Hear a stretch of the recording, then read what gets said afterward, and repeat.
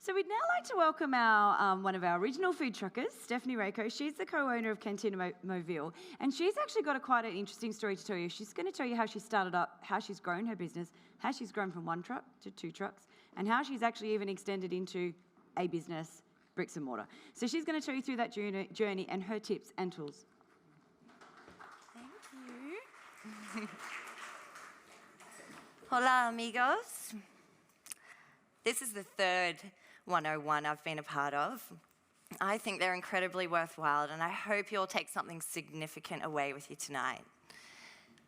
Seeing you all here tells me that we truckers make it look either incredibly fun or fantastically successful.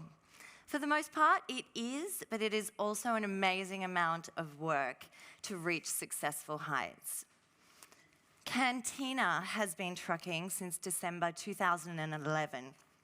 I could talk for hours of my experiences over that time, but thankfully I've been set a clear focus for tonight, as outlined in your program, and also in response to some of the questions raised in the online surveys. Firstly, a brief history.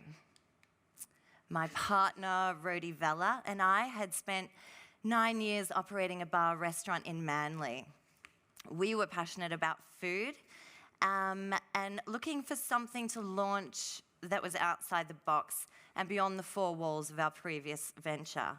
The global food truck scene caught our attention, especially the fact that there were trucks gaining critical respect for the cuisine they were serving.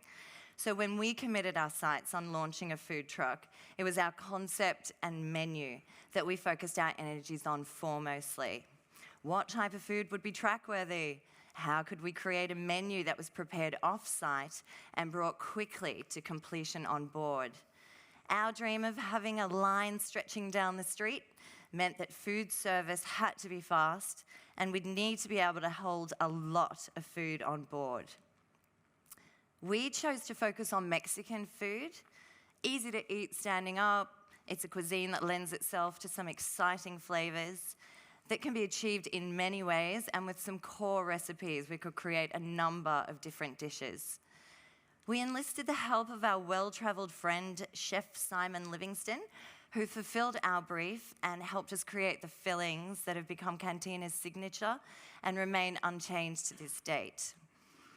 While my focus initially was to contact every council in Sydney to inquire about permits, to pursue event organisers and major venues, everyone and anyone who might potentially book us, Rodi focused on choosing our ride and researching holding tanks, generators, equipment, etc. A Renault Master was selected for its headroom, long wheelbase, and the fact that it could fit into an average car space. Rodi did the internal fit out himself, outsourcing only the electrics.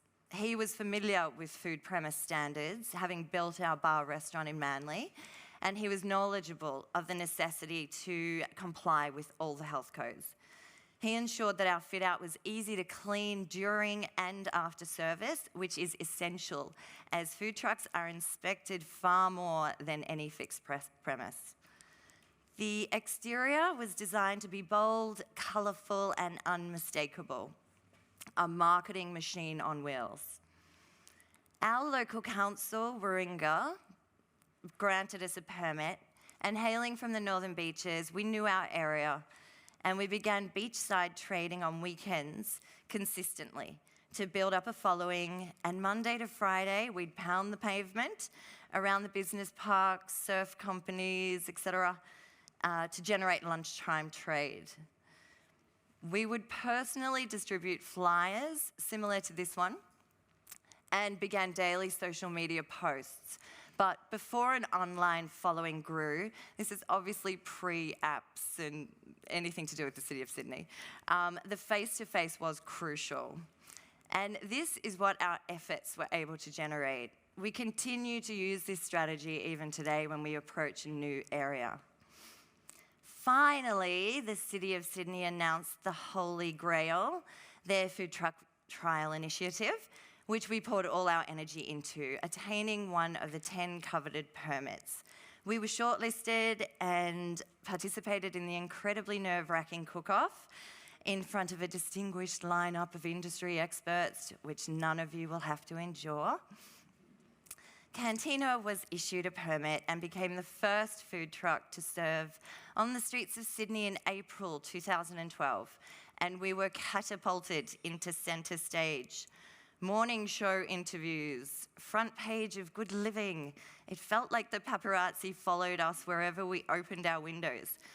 The city included us in their events, and our two-man operation up till then had exploded. The public embraced us wholeheartedly, and our social media presence spiraled. Street feasting had become all the rage.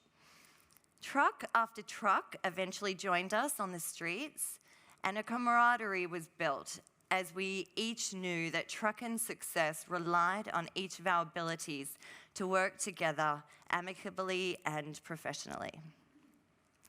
The strength of Cantina's concept and the quality of our food was also gaining respect. Delicious Magazine featured us, and collectively, the food truck movement was seen to be working. The city was full of praise. Sydney Weekender featured the food trucks also. It was on. All of my initial cold calling to event organisers had been in vain pre-trial, as they're very loyal to existing vendors, FYI. But now they were calling us. Big Day Out 2013 was our first music festival. We've since participated in the majority of them. ANZ Stadium began introducing food trucks. The Diary was filling up. Laneway Festival. You'll soon realise that there are never enough hours in a food trucking day. This is what the public sees. But behind the scenes, we are ordering, prepping and cooking in our approved off-premise kitchens, guesstimating how much to load for the next service, travelling, setting up and packing down, cleaning, sanitising. Usually after hours, we respond to inquiries, fill out application forms for events. The paperwork can be mountainous as you deal with different councils and organisers. There's your insurances, food safety plans, risk management reports, workers' compensation. You'll often be asked for them all. Maintenance on your vehicle can be very pricey. Yes, we've ended up on a tow truck on more than one occasion. It was around this time that we sought an inner city base for our kitchen to reduce the hours of commuting and the mechanical wear and tear on our truck. We opened our HQ in Darlinghurst, which offered a 1-year lease. It was important for us to remain true to our branding and for it to reflect our trucking roots. We built our service counter in the shape of a truck and continued to grow our identity. We sought to trademark our name. I recommend doing this earlier if you have big plans, as our plans were foiled when ExxonMobil put a stop to the use of Movil in our name. Rather than taking on this giant, we rebranded everything, and so Cantina Movil became our new identity. When our lease expired in Darlinghurst, we sought a new premise, this time with on-street parking, and so our bar garage in Glebe was created, which was our base for 2.25 years, until today, literally, when we have officially moved out, having built our own commercial kitchen, rent and landlord free. We are very excited about this move. Late 2013, it was becoming increasingly necessary to have a second truck to manage demand. To enable greater output, Rody chose a larger vehicle, a Ford Transit, and he began designing a truck that embodied everything we'd learnt about the need for speedy and efficient service, and the bonus of being able to captivate your audience. We also had a baby around this time.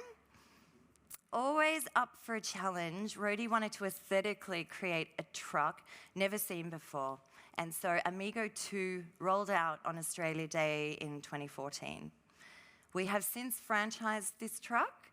We've pushed the envelope in the arena of corporate catering and taken our concept into pop-ups also. We willingly attempt to change people's expectations of what Meals on Wheels can be.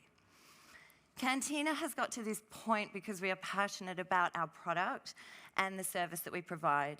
We've wisened up over time, and before saying yes to every big event, we consider and calculate the often unrealistic participation fees charged by event organisers and all of our overheads versus the potential revenue that we could realistically achieve at such events. Often we find that it is not worth signing up at all. When you serve a high quality product, but public expectation demands that it is served at street prices, it forces you to seriously factor in everything before signing up to give an organiser 22% of your gross revenue, for example. Cantinas focus on maintaining high standards and always ensuring compliance with the requirements set by councils, organisers and health officials. We respond to inquiries in good time, even complaints when they arise. And our calendar these days is usually filled with private and corporate events where we set our minimum spend, and community and charitable events. Motivating our staff is an ongoing necessity so that they are as passionate as we are about the product we serve, and that they stand proud as the face of Cantina, whether they're street side, at a festival, foodie event, or even a wedding. Food trucking is not for the faint-hearted. You're like a restaurateur, a caterer, a PR rep, a marketing strategist, an event coordinator, all rolled into one, but the rewards can be great and the places it can take you are priceless. So I wish you all the best.